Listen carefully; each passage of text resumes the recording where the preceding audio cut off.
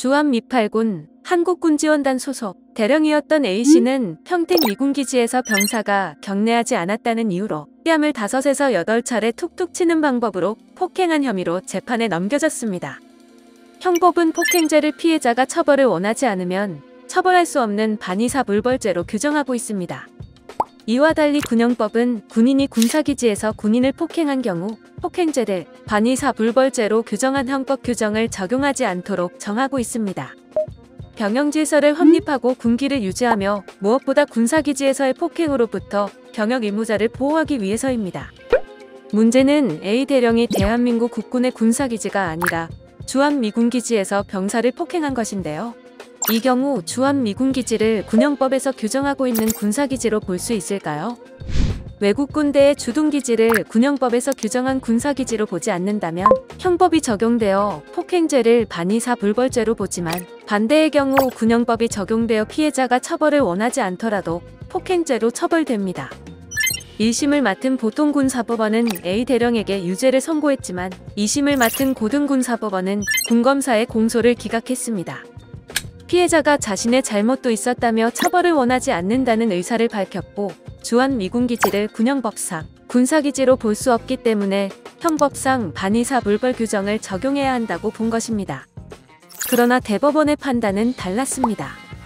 대법원은 외국군의 군사기지라고 해도 우리 국군이 군사작전을 수행하기 위한 근거지라면 군형법을 적용해야 한다고 판단했습니다.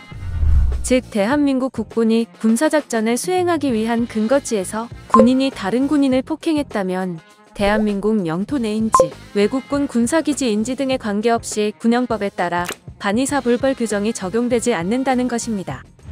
대법원은 군사기지 및 군사시설 보호법이 군사기지를 군사작전 수행의 근거지로 정의하면서 그러한 근거지가 대한민국 영토 안에 있어야 한다거나 외국군의 군사기지여서는 안 된다고 규정하고 있지 않다는 것을 이유로 들었습니다. 또한 국군이 군사작전을 수행하기 위한 근거지는 대한민국 영토 밖이든 외국군의 군사기지든 엄격한 상명하고 위계질서와 장기간 병영생활이 요구되는 병역의무 이행장소라는 점에서 동일하다는 게 대법원의 판단입니다. 이 사건에서 대법원은 먼저 A 대령과 피해자가 속한 부대가 주한미군을 지원하는 국군부대로서 본부가 평택 미군기지 안에 있고 A 대령과 피해자는 부대장과 부대원으로서 모두 그곳에서 임무를 수행하고 있다고 봤습니다.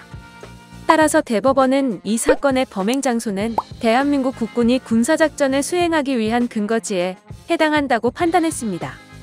그렇다면 비록 미군기지가 외국군의 군사기지더라도 그곳에서 일어난 범행은 군형법이 적용되는 군사기지에서 벌어진 군인에 대한 폭행죄에 해당한다는 것이 대법원의 판단입니다. 결국 대법원은 사건을 다시 심리하고 판단하라며 군사법원법에 따라 서울고등법원으로 돌려보냈습니다.